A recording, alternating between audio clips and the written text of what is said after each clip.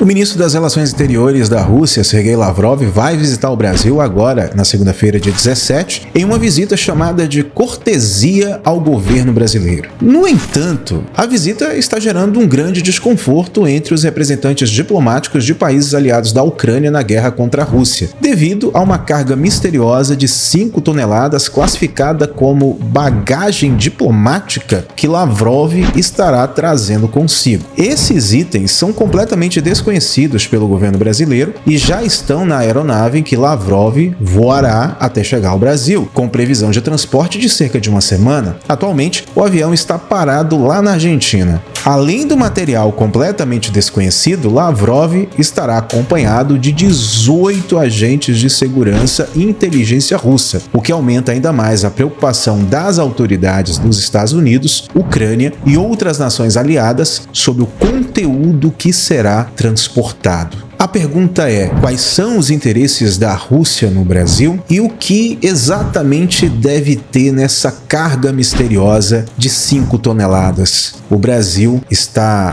mexendo em um vespeiro e com certeza a picada pode doer.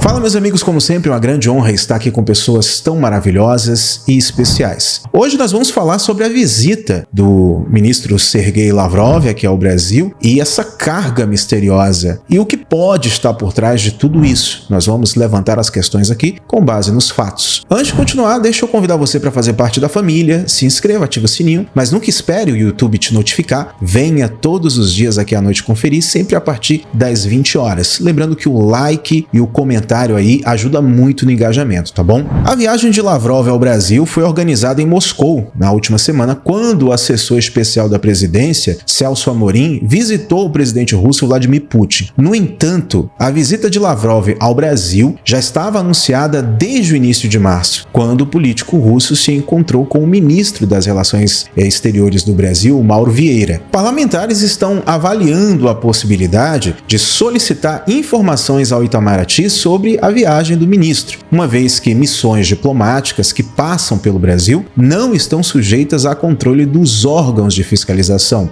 E isso é um detalhe muito importante. Além do Brasil, Lavrov também vai visitar ali a Venezuela, Cuba e Nicarágua. Só países democráticos, não é verdade? Como tem destacado, inclusive, um texto que foi reproduzido pelo site do Ministério das Relações Exteriores russos. Russos não, no caso é singular russo. Lavrov, ele ressaltou a relação estratégica entre a Rússia e esses países, destacando que a paisagem geopolítica em mudança rápida sobre as novas possibilidades de cooperação mutuamente benéficas precisam ser exploradas. Ele também alegou que Moscou não quer que a América Latina e o Caribe se tornem um espaço de antagonismo entre potências, baseando sua política externa no pragmatismo, em vez de ideologia, como foi inclusive o caso da União Soviética. O chefe da diplomacia russo, no caso russa, é no feminino, não é no masculino, teve uma reunião em Moscou com o ex-ministro Celso Amorim, que é assessor especial do atual presidente da República. Durante o encontro, também houve uma reunião ali com o presidente russo Vladimir Putin, que convidou o presidente Lula para visitar a Rússia. Até aí tudo bem. A pauta oficial da missão, completamente discreta de Amorim, foi negociar sobre o comércio de fertilizantes e discutir a oferta de Lula para mediar um acordo de paz. Agora, alguns são completamente céticos em relação a qualquer avanço nas negociações de paz e veem aí os encontros, como uma estratégia de aproximação entre o Brasil e a Rússia, em um contexto geopolítico liderado completamente pela China.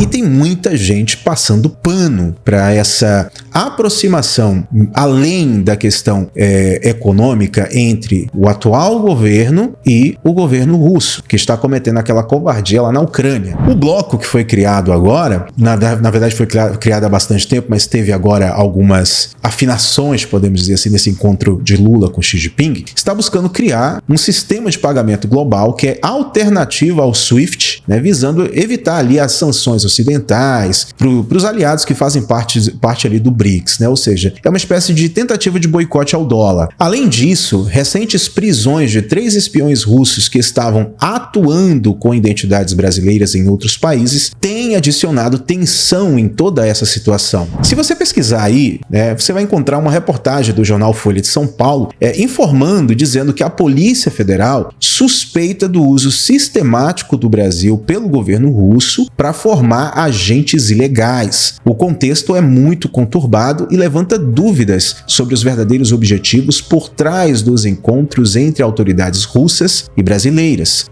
O que leva aí a outro questionamento. O que pode ser, o que vem a ser essa carga misteriosa com cerca de 5 toneladas que está na Argentina e vai chegar no Brasil? Essa visita do ministro das Relações Exteriores da Rússia e do ex-ministro das Relações Exteriores do Brasil, Celso Amorim, em Moscou, não parece ter resultados positivos. A conclusão que se pode tirar, é que o atual governo brasileiro está se aproximando do presidente russo Vladimir Putin em meio a uma ofensiva diplomática russa contra o Ocidente. Ou seja, o Brasil está se metendo em briga de peixe grande. Na prática, para quem não está entendendo, o Brasil está se aliando com a Rússia e com a China na contestação da ordem internacional estabelecida. O fortalecimento das relações com a China, com a assinatura agora de mais de 20 acordos, é justificado como uma espécie de defesa dos interesses nacionais do Brasil. O presidente Lula vê essa oportunidade como uma forma de retaliar aqueles que ele acredita terem prejudicado o Brasil. Os Estados Unidos, o imperialismo americano, essas coisas. Com a recente viagem à China, ele vê uma chance de confrontar os americanos. Lula acredita que o governo dos Estados Unidos estava envolvido na Operação Lava Jato com o objetivo de minar a capacidade competitiva de empreiteiras brasileiras. Na visão dele, os loiros do norte sempre buscaram impedir o desenvolvimento de países do sul, como o Brasil.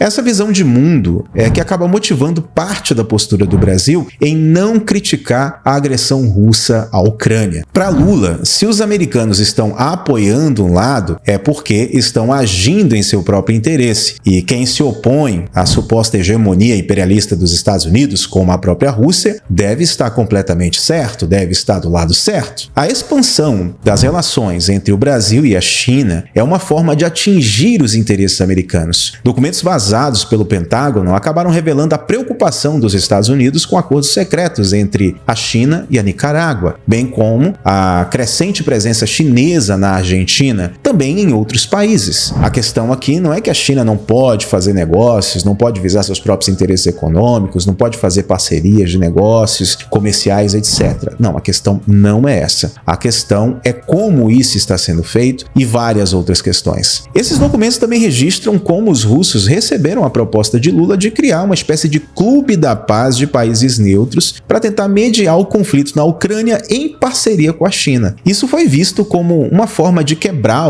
o paradigma ocidental, do agressor, no caso Rússia, e da vítima, no caso a Ucrânia. O fortalecimento das relações com a China, embora seja justificado como uma defesa dos interesses nacionais brasileiros, deve ser visto à luz das mudanças geopolíticas atuais. A questão não é apenas comercial, mas também geopolítica, e é aqui que mora o perigo, e eu falei sobre isso ontem. A China, juntamente com a Rússia, busca desafiar a ordem internacional estabelecida pelos Estados Unidos nos últimos 70 anos. E aqui, ninguém está querendo dizer que os Estados Unidos não pode ser confrontado no cenário do comércio, não pode ser confrontado no que diz respeito à economia, não pode ser confrontado em suas ideias. A questão é quais são os interesses por trás disso e quem está confrontando. Vamos lembrar que, bem ou mal, os Estados Unidos é uma democracia. A Rússia e a China são ditaduras, autocracias, são completamente repressoras, são governos repressores a oposições. E onde não tem oposição, com certeza impera a barbárie. A China e a Rússia acreditam que a ordem atual é prejudicial aos seus interesses. E o Brasil parece estar indicando o mesmo. No entanto, tudo isso que talvez o Brasil só esteja conseguindo enxergar agora foi alertado pelo Dr. Enéas Carneiro na década de 80 e 90, quando se havia tempo, quando se havia condições de fazer alguma coisa e não foi feito. Agora que o barco já está a milhares de quilômetros da costa e não há terra à vista, pular fora do barco, por mais que esteja ruim, significaria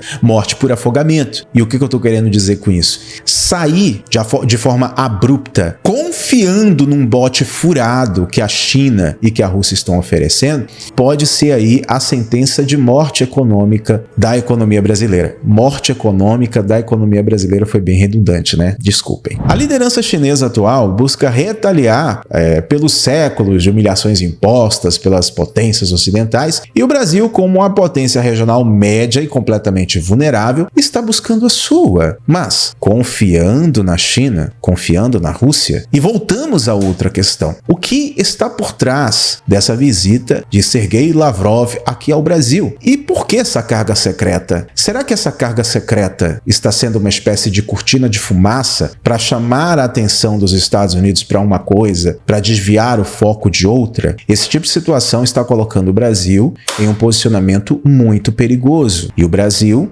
que sempre foi conhecido por sua neutralidade, está de uma forma escancarada tomando lado de ditadores com a desculpa de que é boicotado economicamente pelos Estados Unidos, e isso pode gerar consequências muito mais pesadas do que as pessoas estão esperando, do que as pessoas estão pensando. Aqui eu não estou querendo dizer que os Estados Unidos é uma espécie de santo, aqui eu não estou querendo dizer que os Estados Unidos não pensam somente em si. O que eu estou querendo dizer é que o Brasil tem que começar a pensar em si mesmo de uma maneira mais inteligente e não confiar em potências que são governados por autocratas e ditadores, achando que tá tudo bem, trazer uma possível ameaça aos Estados Unidos aqui para o Brasil, ou deixar os Estados Unidos pensar isso, e uma coisa dessas está em território brasileiro. Mas essa é a minha opinião, eu quero saber a de vocês aí nos comentários, tá bom? É novo? Gostou do vídeo? Deixa o like, se inscreve, ativa o sininho e eu espero vocês no nosso próximo encontro.